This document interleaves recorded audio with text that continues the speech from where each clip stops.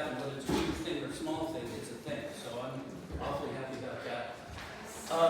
Okay, most of you know your way around the Grange Hall pretty well. If any of you don't, bathrooms in the kitchen, food is along the counter there. All proceeds go to benefit the Grange. I don't think there's anything else about the facilities that I need to say. So for those of you that don't know me, my name is Roger Brinkerhoff. I've been a part of Galilee since 1991 and part of the Grange since about that long too, so over 30 years. I've lived in Galilee or Milanville all that time. I'm very happy to be here. And I thought if the question came up, what qualifies you to be the moderator? Nothing. I have no particular qualification at all, other than being an involved American citizen. If anybody wants to be the moderator, if anybody wants to start a town hall, you'll get a lot of support for doing that, I'm sure. Okay, so then we're about to do the Pledge of Allegiance, and what I wanted to say about that also, think of all the times that you've been to a sports activity. And in a sports activity, we have two teams, and they might be very opposed to one another. But the precedent is, even though we're opposed, we sit together, we scream together, and we walk out of the arena, all of us feeling better. But if you've won, you're probably happier. But I want us to have that feeling as we take the Pledge of Allegiance, to feel the unity. And it's probably no coincidence that we're at the Unity Grange, which I think is a nice one too. Okay, so let's, any of these flags, probably the big ones. Okay. I pledge allegiance to the flag of the United States of America and to the republic for which it stands, one nation, under God, indivisible, with liberty and justice for all. We hope.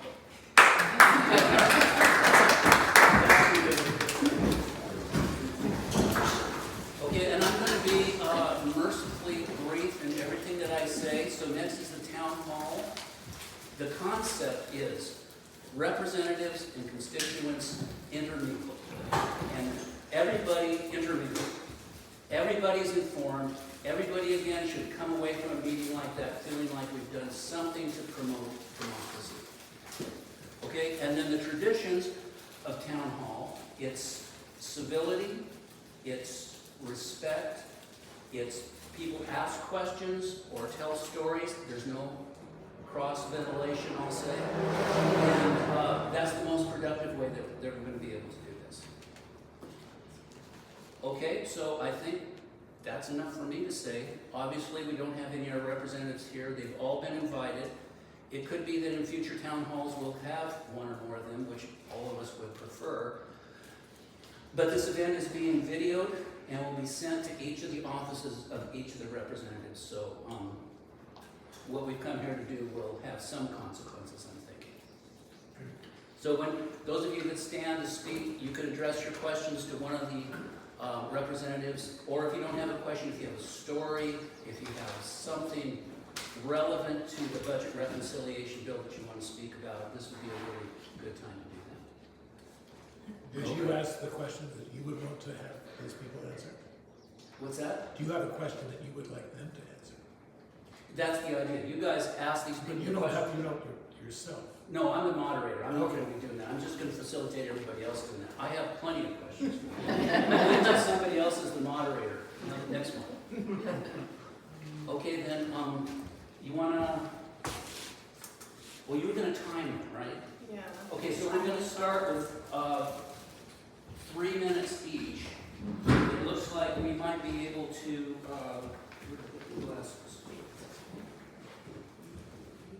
we might be able to stretch that out if anybody wants to. But let's start with 3 minutes. Stay to the agenda. And then if after that, if people have other things they want to say, I imagine we can work something out. Okay, so Emily is first. I'm going to time myself and be the first person to speak. Okay. Okay.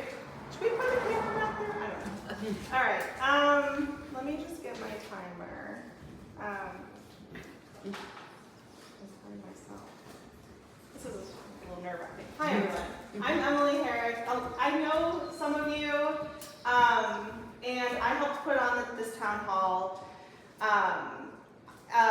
In May, I was a federal employee up until May. I lost my job, a part of the Elon Musk Doge committee or agency coming into the federal government. I worked for the General Services Administration. I worked in technology development, mostly to help the government be more efficient and cost recoverable, and to reduce kind of waste and fraud. The project I was working on right before I got let go was working on a piece of software to expedite the how we process unemployment claims so that they can be processed faster so people can get their money.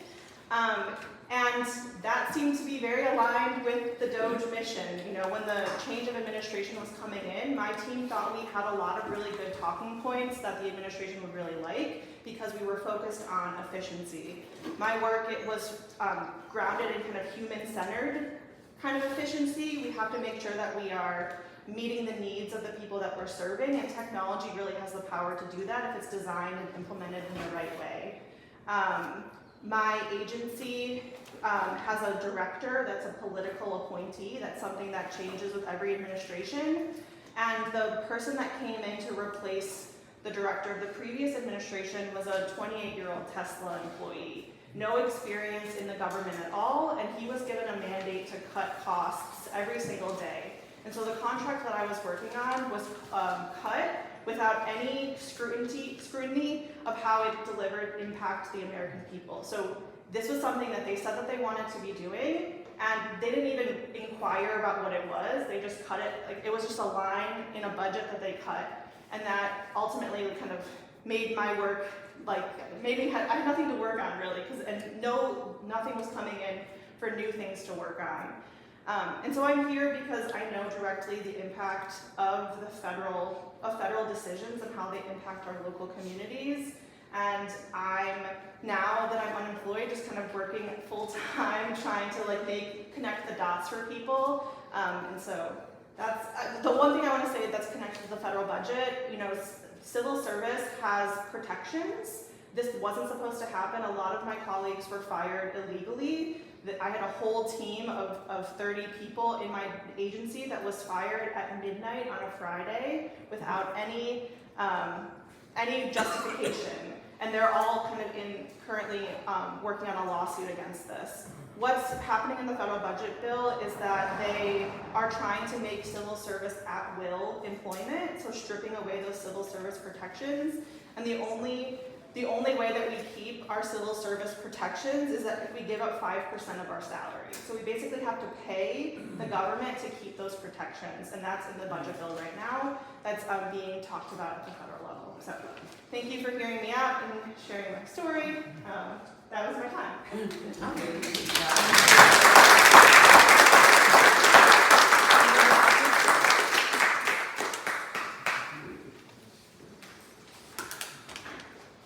Katie Holman.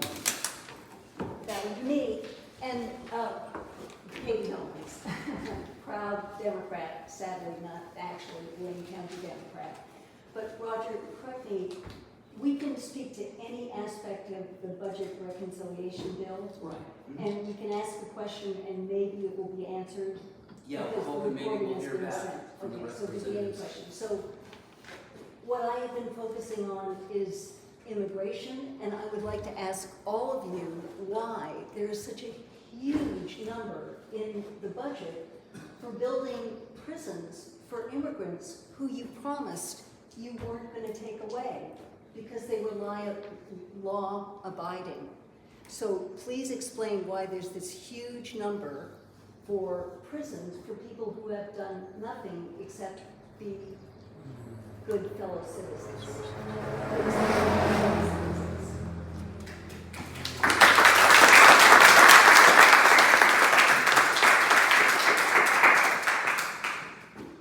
Marquis next. Coca Drilly. Oakwood Road, yes.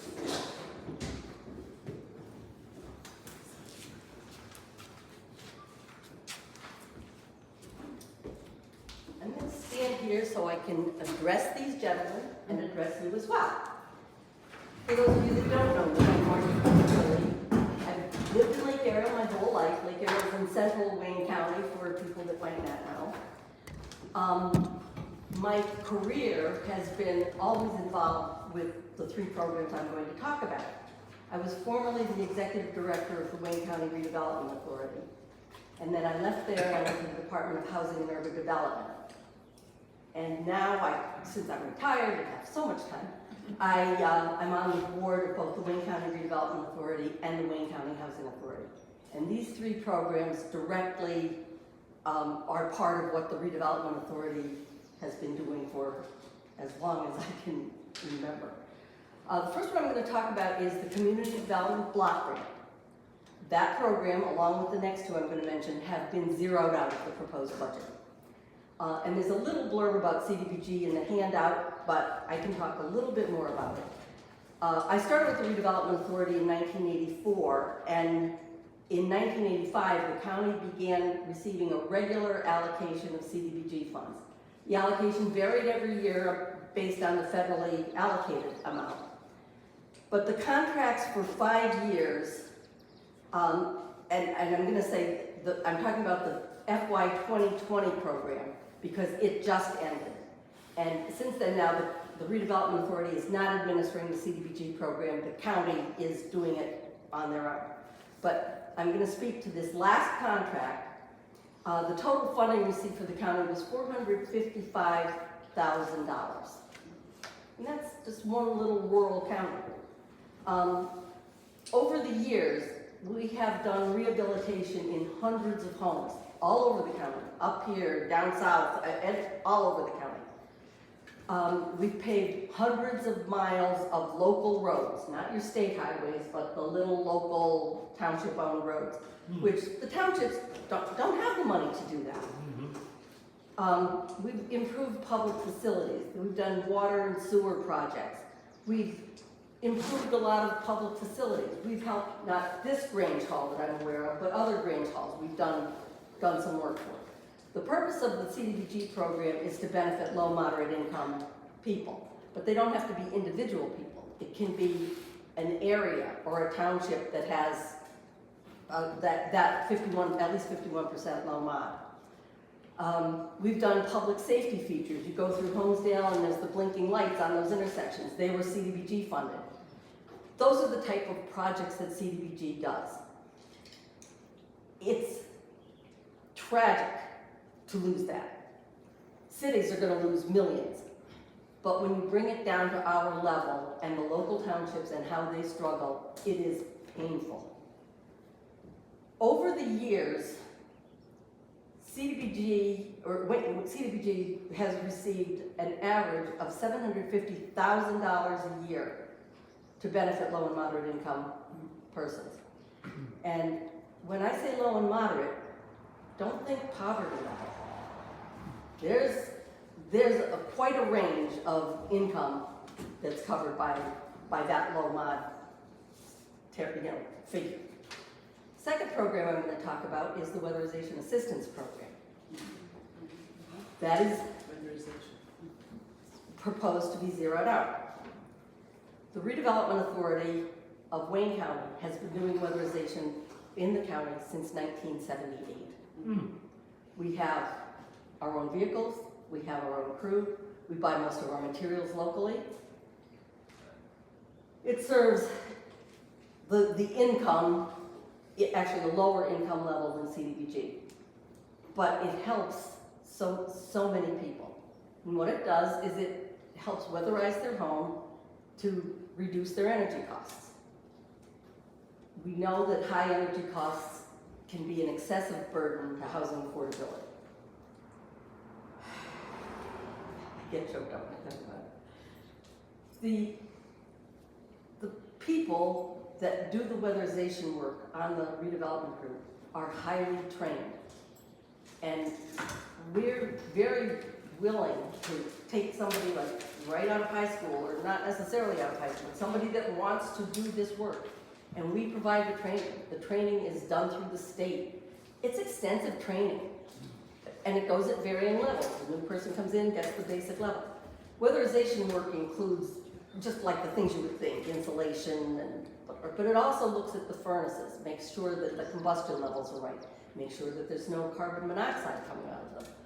All of these things are handled and taken care of. And without it, a lot of people are going to not get that service.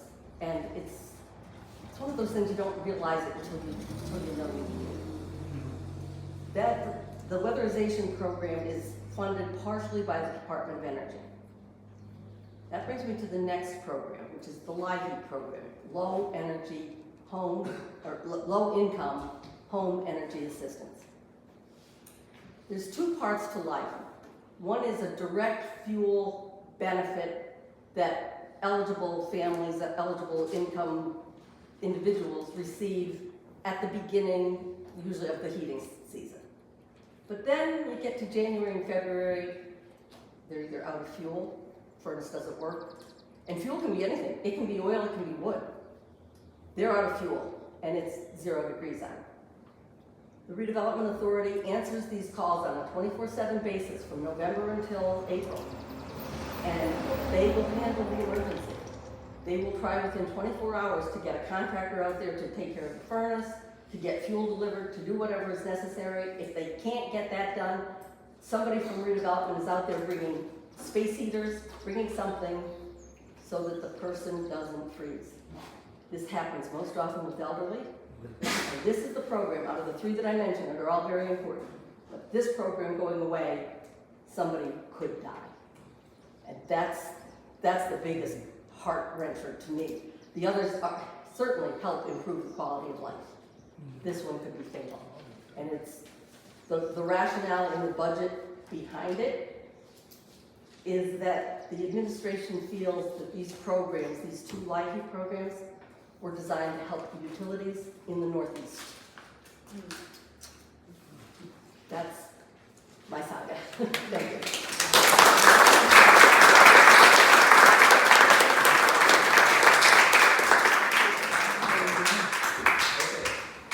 If she went a little bit over, that's because Katie was short and I transferred some of her time. Thank you.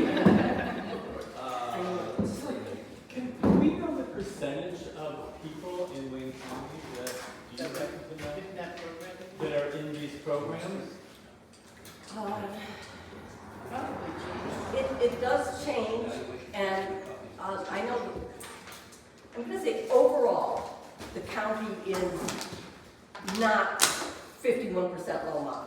I'm going to say it might be in the 40%. But individual townships are low mod, and in the individual boroughs Holmesville borough is considered primarily low mod. The formula that determines how much funding people get, so this is for CDBG, the state, the other weatherization ones are like a flat amount that you get every year. But the CDBG program can take a township, or it can take an area of a township. Like, for example, if a township wanted to pave a road, they would do a survey of all of the residents of that road. And if that survey shows that the majority of those residents are low mod, the CDBG funds can do that road. So I'm sure somewhere there's a statistic for the whole county, but that doesn't really apply to how these work out. Well, just to give you another idea of how this county works, the school system, offers a free program or a reduced rate for lunches, and I would say at Wayne Highlands it was probably close to 70%. Wow. So that's pretty low when you think about the whole county. Let me make a comment though. I think this is all good and appropriate, but let's leave time at the end for the interaction, okay? Because I want to stick to what we pledged here. So Mary Ursich is next. Did I get close on that last Yeah, one? you did perfect. Thank you. My name is Mary. I work for the Wayne County Area Agency on Aging, and so I'm here today to advocate for the needs of older adults in our community. We do recognize that older adults over the age of 60 are the leading demographic of the population nationwide, and Pennsylvania is the 5th leading aging state. Currently in Pennsylvania, 1 in 4 are over the age of 60, and by 2030, 1 in 3 will be over the age of 60. And in Wayne County specifically, we have 35% of the population is over 60. Our federal funding is for essential services that we provide to older adults in Wayne County. That would include meals that we deliver to people at their homes, as well as the meals that we serve in our senior centers, as well as health and wellness programs that we do in our senior centers. We also provide programs to support caregivers of older adults and grandparents that are raising their grandchildren. In-home services such as people coming in to do bathing, dressing, grooming, we consider all of this essential. And I absolutely agree that LIHEAP needs to stay. We would be in a very critical need without that program. We also provide protective services for people who are at risk of abuse, neglect, financial exploitation, or abandonment. This is what we use our funding for. And the funding also supports the Retired Senior Volunteer Program. In Wayne County, we have over 100 volunteers that are over the age of 55. This program is federally funded. It's called RSVP, Retired Senior Volunteer Program. We're hoping that that program will stay with us because without volunteers, it's very difficult for us to run our programs. They help us in our senior centers, they help us deliver meals, they help us in our food pantry, as well as they do ombudsman services, which is long-term service for people in nursing facilities. So those are just some of the things that we do at the Aging Office, and our federal funding helps support these. Right now is a time for uncertainty, and a lot of older adults don't know if these programs will continue. If we don't get all of our funding, we would perhaps have to close senior centers, start waiting lists for our programs. We're hoping to never have to do that. So now I'm just here to advocate for the older adults. Thank you.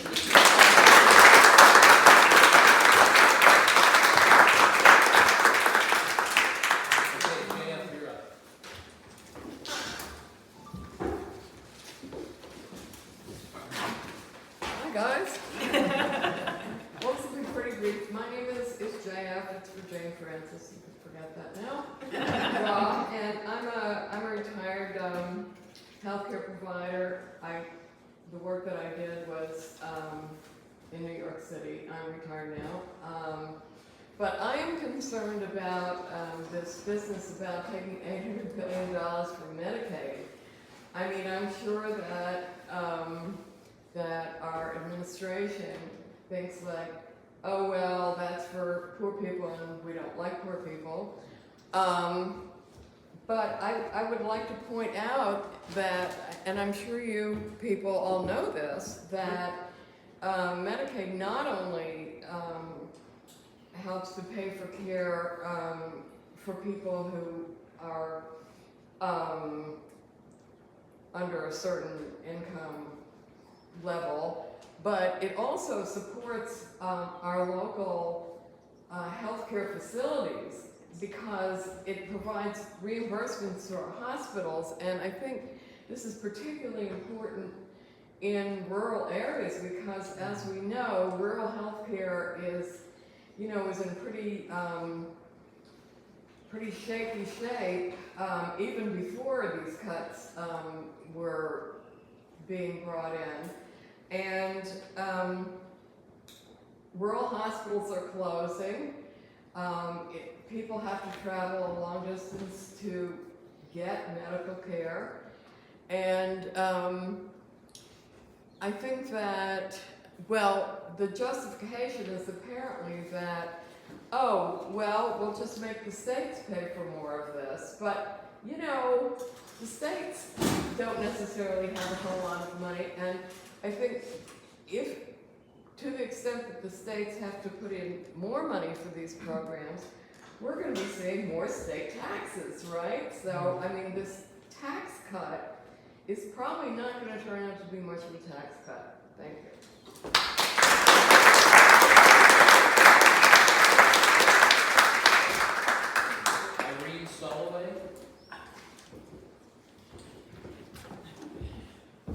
Hi, my name is Irene Soloway.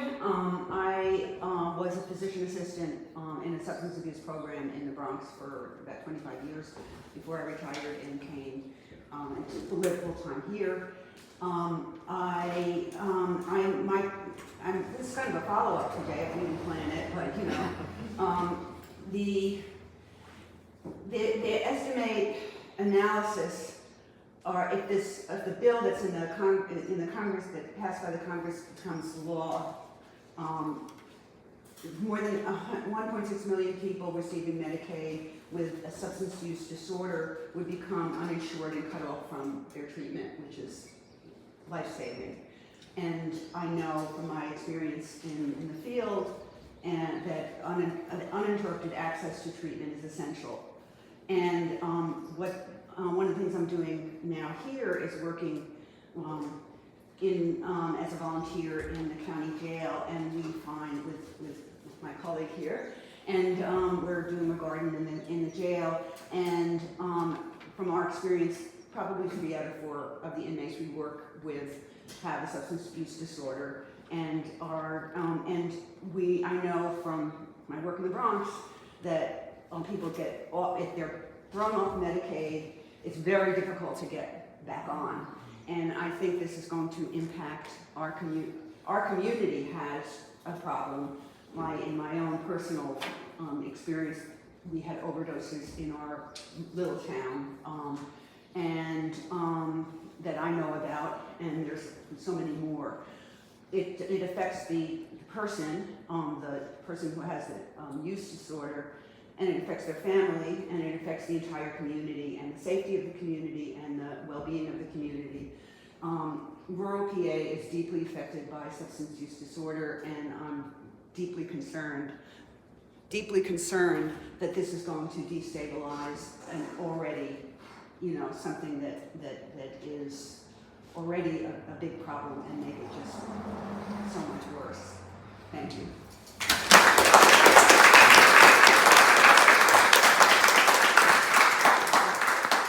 Martin, Spring Lake.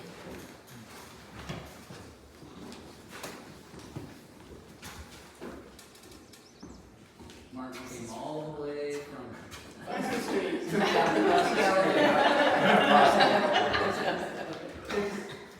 Mr. Fetterman, your recent visit to Mar-a-Lago, your support for Netanyahu's violence in Gaza, and your lack of support for environmental protection and justice seem to indicate you are drifting away from the ideal and goals of the Democratic Party. You also seem to be losing interest in fulfilling your duties as Senator from Pennsylvania. Are you considering not running for re-election? Please let us know, your constituents know as soon as possible so we can make other plans. Mr. Grenchenon, after some recent bad publicity, you seem very concerned about the financial ethics of our Congress. Are you also concerned about the ethical aspects of Mr. Trump's cryptocurrency operation? Does it bother you that anyone who wants to influence our government can secretly push millions and probably billions of dollars into Trump's cryptocurrency operation with no oversight from our government? Do you think there should be congressional investigations into any of this? Okay, Mr. McCormick, a large percentage of the people in Pennsylvania depend on SNAP benefits to feed their families. A larger percentage depends on Medicare and Medicaid to receive basic health care. Under what conditions would you vote to reduce or eliminate these benefits enacted by previous legislature?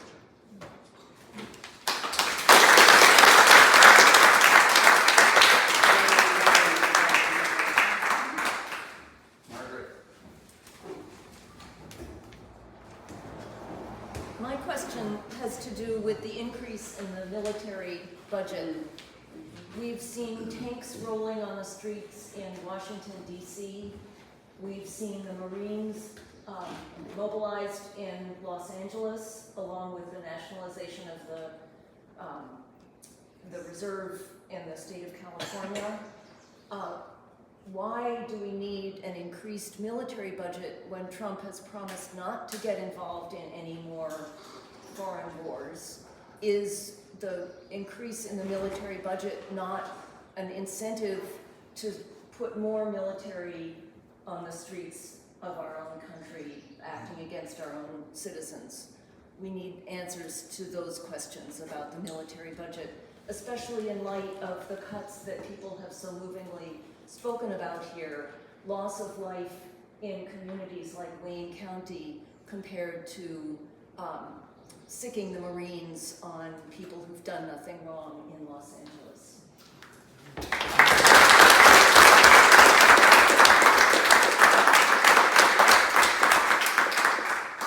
Fran Clemente.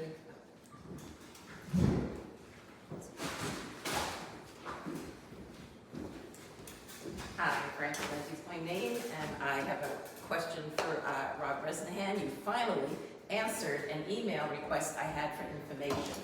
My problem was I asked him, why he's supporting the big beautiful bill when there are things that are going to hurt poor people in this country, particularly Medicaid. But then specifically, I asked him about the concerns we have as democratic, loving people that Trump seems to be taking away a lot of our rights, and that the terrible treatment of the they call them illegal immigrants. A lot of these people are not illegal, and it's not crime to come to this country undocumented. It's a civil offense, but they're rounding up everyone, and these are the concerns that I have. And all I got was a canned response about the big, beautiful bill. Nothing more to address the fears that I specifically laid at his doorstep, because obviously they just don't care. What did he say about the big beautiful bill? All the wonderful things it's going to Yeah, do. and how we're misinformed. Yes, and that the tax cuts are going to be very beneficial to everyone. I will share it because I just got it before coming here, and I'll make it public. But in any event, so it's a waste of time to communicate with you, Mr. President, and I'm sure the same for the others. Thank you.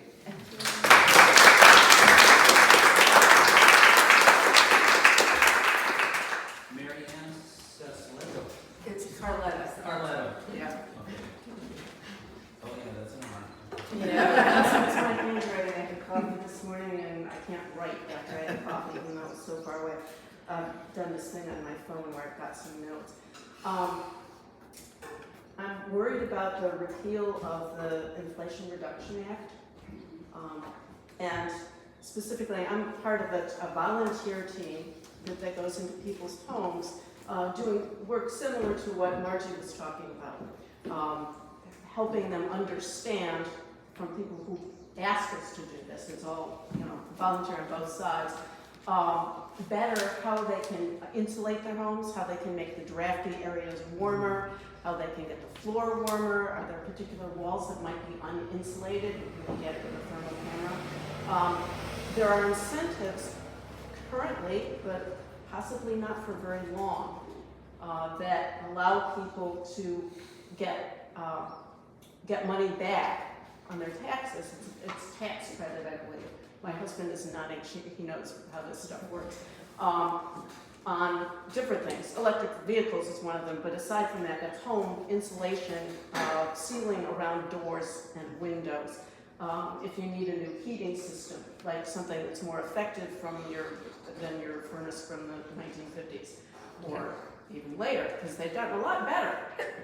Mini splits, if you know what those are, air-to-air heat pumps. Wonderful devices that people probably wouldn't even look at unless it was brought to their attention and they could use a tax credit on it, because, some of this stuff is a little expensive. So I think that is really important to me. I'm worried about other kinds of environmental things. I'm an environmental scientist. Well, I was. I'm retired now for a while. So I worry about the rollback of pollution emissions from power plants. Apparently, that I don't know if it's in the BBB there, but it's a real concern because that's what caused all of our soils in the Northeast to be acidified, right? In the lakes, yeah, not good stuff. And there's other pollutants in there besides the stuff that acidifies. I mean, Lake Wallenpaupack, I'm told that people who are pregnant or children should not eat fish from Lake Wallenpaupack, at least not frequently, kind of thing. And part of that is the pollutants that get deposited in there. I expect the next speaker will maybe talk about rolling back incentives for manufacturing for certain kinds of energy and energy appliances, clean energy and energy appliances. I just found out today via an article in the Times that there's a lower corporate tax rate if you're an American company that headquarters in Ireland, because they couldn't get Ireland to agree to the 15%, so they only pay 10% if they're headquartered in Ireland, and some of our big companies are headquartered in Ireland.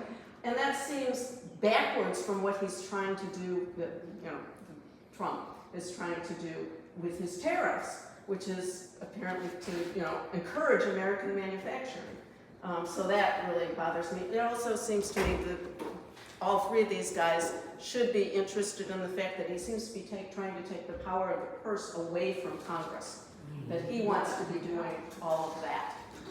And one other, our local radio station, and our local PBS station, well, it's BIA and WJFF. I think there may be others that I don't know about. We could lose those because that funding is all going away. And I think that's all. Did I run over? We don't care. Okay.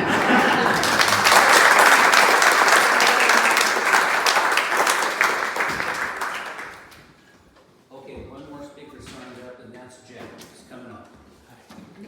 My name's Jack Barnett, and I'm Mary Ann's husband, so I get to echo some of what she said already and some of the other programs as well. But I want to specifically address to Representative Brezhnev. I'm aware that in the last 2 months you have signed 3 different letters, along with other Republican House members, specifically asking the Republican leadership, 2 to the House and the most recent one to the Senate leadership, to preserve the clean energy tax credits for renewable energy, energy efficiency, appliances, and other manufacturing of those things in the United States, for installing them and to bringing more of those jobs, manufacturing jobs, to the United States. But you asked to have those retained. And yet, when the bill came up, you voted to have them zeroed. And even after you voted to have them zeroed out, you sent a letter to the Senate leadership asking them to put them back. So I ask you, Mr. Brezhnev, are we able to believe anything you say? Because you voted against this very thing you said 3 times you wanted to preserve. So I'd love an answer. Thank you.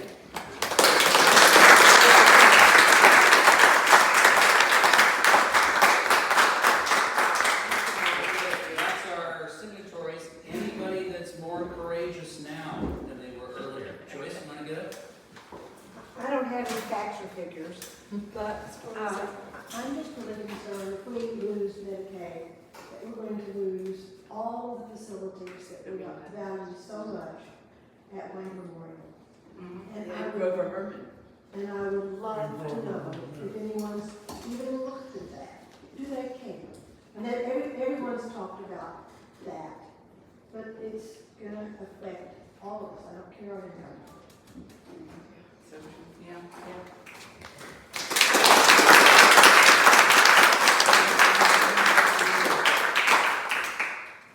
Anybody else? My name is Colette Ballou. I'm a retired teacher from Hillsdale. And I'd like to ask our 3 missing friends here, when you make these cuts, do you think about how the trickle-down effect hits a community?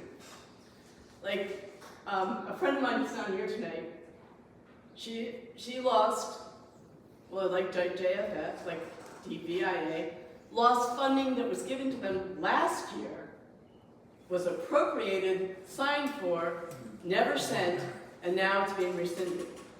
And so programs are being cut because they can't have the money to do it. They don't have enough. We are not a very rich neighborhood. You can't raise it individually. The farming in this area that try to help with the food banks have had their money cut. They were given grants so that they could produce extra food for the food banks beyond what they do for themselves. And that has been cut already. So we're not even talking, you've been in process for 5 months, and these programs that were filed last year and approved last year are already losing money. So this big, beautiful bill is only to the problems that we are already feeling in this community. And what are you doing about it? I've written to all three of you. You all three have responded with your newsletters about how misinformed I am, how I do not understand what's going on, and how this is going to help. Well, I don't see it. I don't feel it. I do not see my neighbors getting any benefit from this. And yet you continue to tell us that we're wrong. And you don't show up to meetings where you could actually interact with your constituents. To me, that's criminal.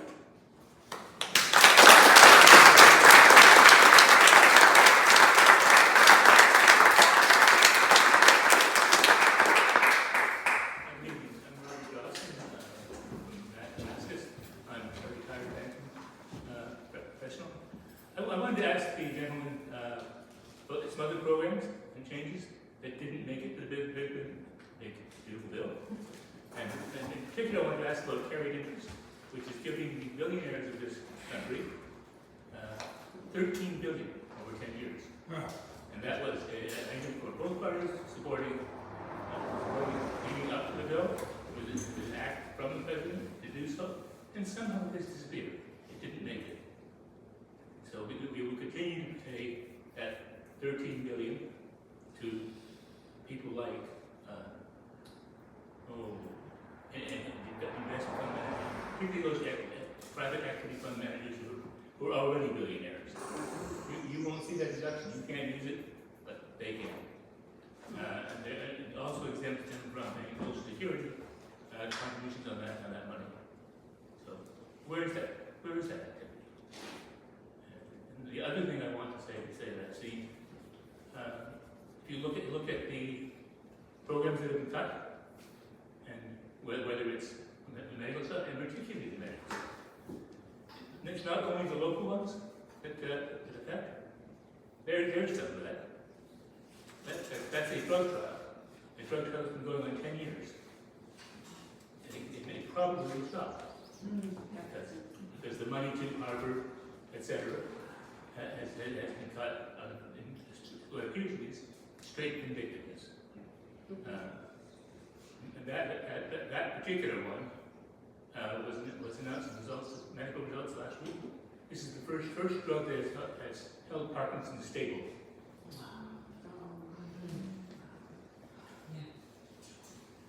So, where are those programs? Where is public health?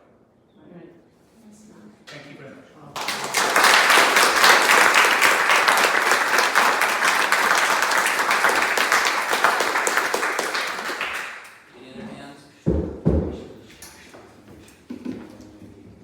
Gentlemen, I'm Cynthia Nash, and I have the privilege of living in Wayne County, Pennsylvania, which is a very beautiful place. We fought fracking in the watershed. More than once. Yes. And that is raising its head again. I think those of us here have the blessing of the land here.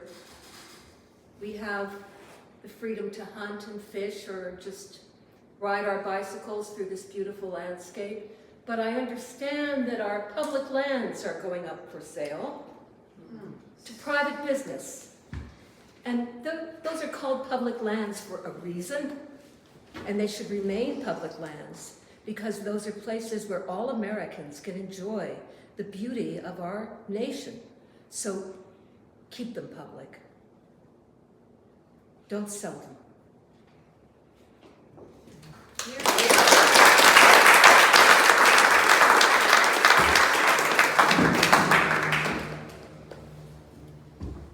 Hello folks, my name is Shan. This is my first time here, and it is not lost on me that I may be one of the very few in the crowd that is not retired. First thing I want to say is let's call it what it is. It's the everyone dies bill. It seems this administration is more interested in cutting the fat that is those who are benefiting from social strength services.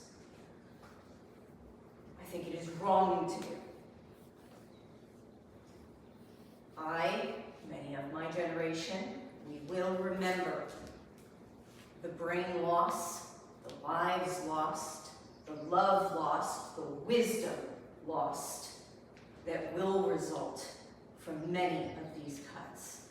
We will not, I will not, forgive those losses. I want every last one of you to teach me everything you know. I'm a first responder. I'm a firefighter. I'm a dispatcher. I came to this town. I went from homeless to homeowner in 6 years. On my wit, on my back, on my labor. I ran circles around crews. I farmed. I got hurt. I broke my leg. I needed assistance to get back on my feet so that I can become, again, a productive member of this community and of this society. People get hurt. Things happen. These are the programs that keep people productive. I don't like that the tax rate for the upper echelon is lower than what I pay.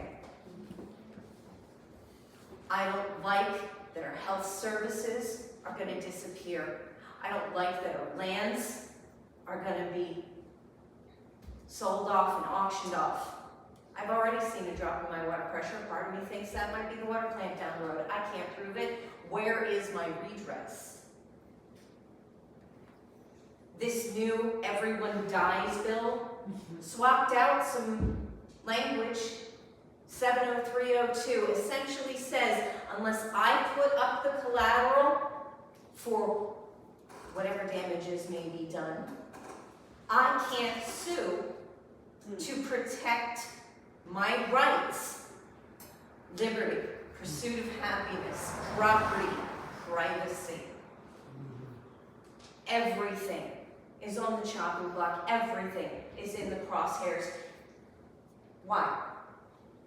So they can build a bigger military-industrial complex and funnel more of our evil bodies into a meat grinder. Why? I don't like it.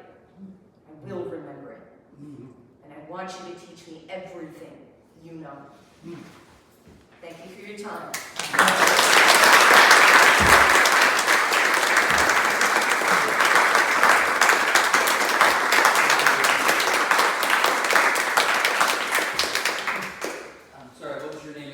Share.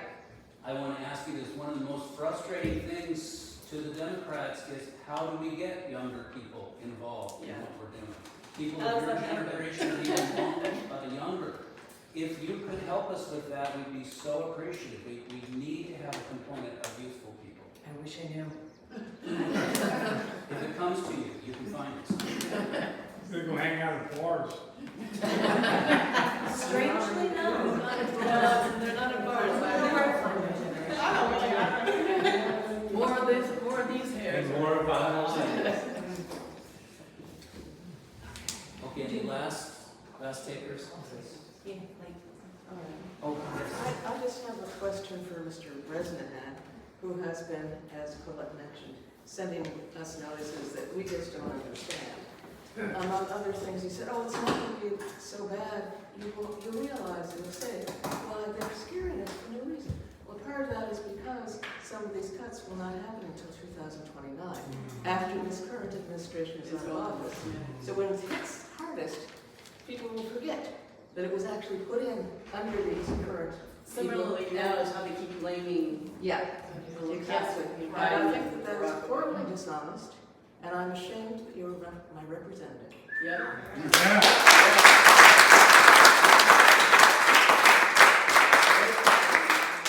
Well, it could be that we will not forget. It could be that we're going to keep these things in mind, and we're going to remain active and involved from now on, as long as it takes, whatever it takes. Okay, I'm for time. Roger, please call. I would just like, my name's Barbara Roman. I'm back in the area. I was born and raised in Wayne County. And I left to teach school in special education in the Bronx for 25 years. And I come tonight and I see you, and I'm so hopeful because we were able to have a room full of you. And I'm just wanting to encourage you, if you don't know each other, get to share your information tonight, because without each other, we have no strength and power, but together we do. We saw it with the No Kings protest, where we had so many people turn out, and it was crazy great. And so And it was our young people who helped organize that.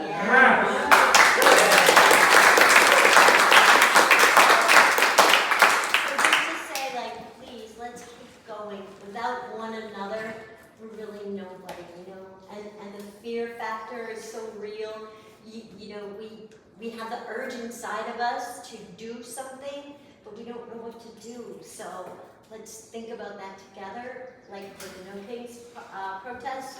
And I think everyone that was there that day went away feeling better, feeling hopeful, and looking at Especially in tribe. Honesdale. Yeah. I have been to many protests in Honesdale, one of 10 to 15 max. Yeah. To see 300 people plus. 410. Yeah, that's pretty impressive.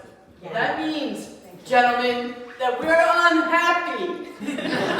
Yeah. And we're not alone. And we vote. And we all vote. So thank you all for coming in.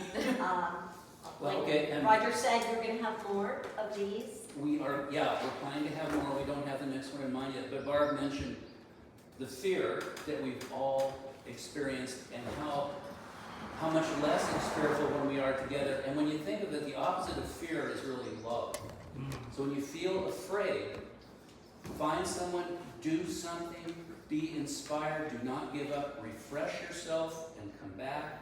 The beautiful world that we live in here, it will help us to refresh. And then back to work. Back to work. But it's, what do we call it? Good trouble, right? Good trouble. That's what we're doing. Okay, yeah, we will read your... Oh, There's something that I just would like to say to these three men. Yep. I hope they're listening. I would like to say to you, please grow a backbone. Do what you know is right, not what Donald Trump wants you to do.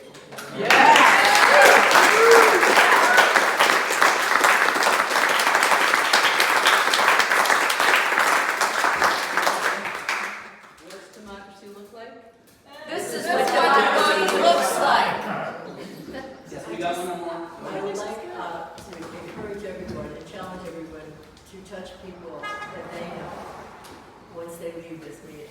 Because I think, even though it's a wonderful room, but when you think about the amount of people each person in this room could touch to move forward with what we need to do, it would be huge.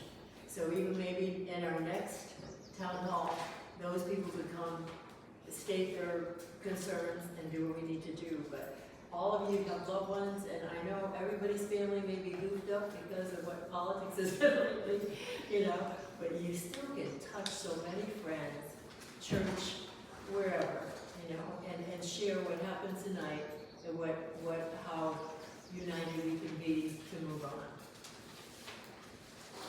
Roger? Yes, Jerry.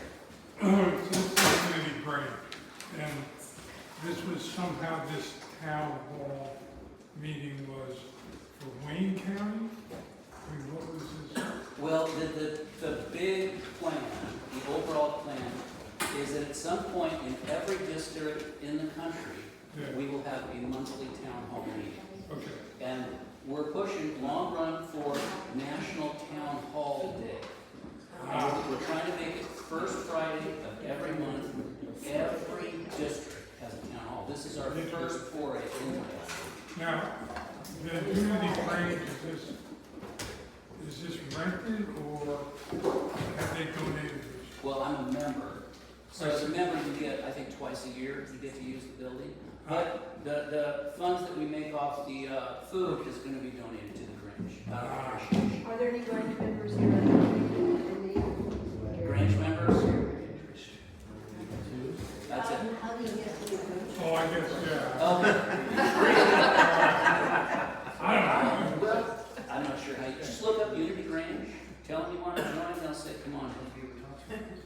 Yeah, we've been members, I've been members for over 30 years at this Grange.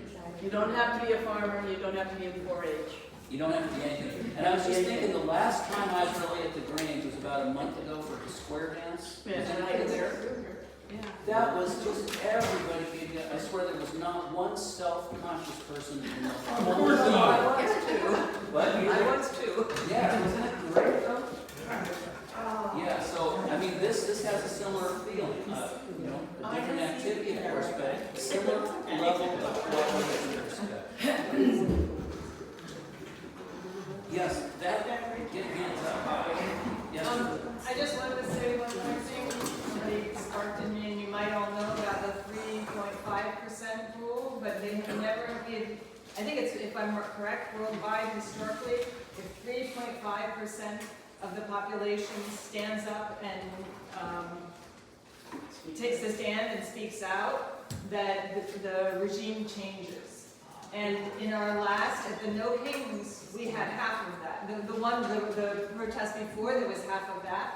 But if we can double the No Kings protest, history shows that this regime will change. All right. So that means, you're talking about inviting your neighbors. Sustained effort. So the next. Sustained effort. Sustained effort? Yes, 3.5 Has to sustained be effort sustained effort, okay. is the magic. So the next protest, double your presence. And then, and the energy of that protest hopefully will keep them going. And every time you can double your presence, it will change. No violence needed, just mass. Then we reach a critical, what's that called? And then it's inevitable, right? So just right now, all we need to do is double. Just double.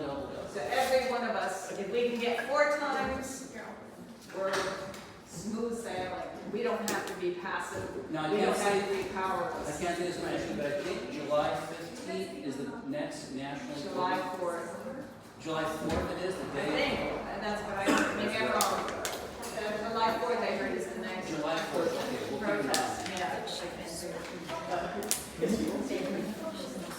All right, so I can feel things, yes. For minutes for the future, yes. I don't know if we're gonna do it every month. Well, it's what I think, I mean, we're gaining momentum towards being in touch with other people. But if anybody thinks of a great building, of what to do something like in Homestead, we have kind of a club. Yeah, it makes sense. Yeah. Okay, looks like we're beginning. I'll say, if you want to help organize the next one, come talk to me or whoever, or you can do a sign-up sheet, because we'd love to double. Oh, yeah, and guys, come to support the green. Should we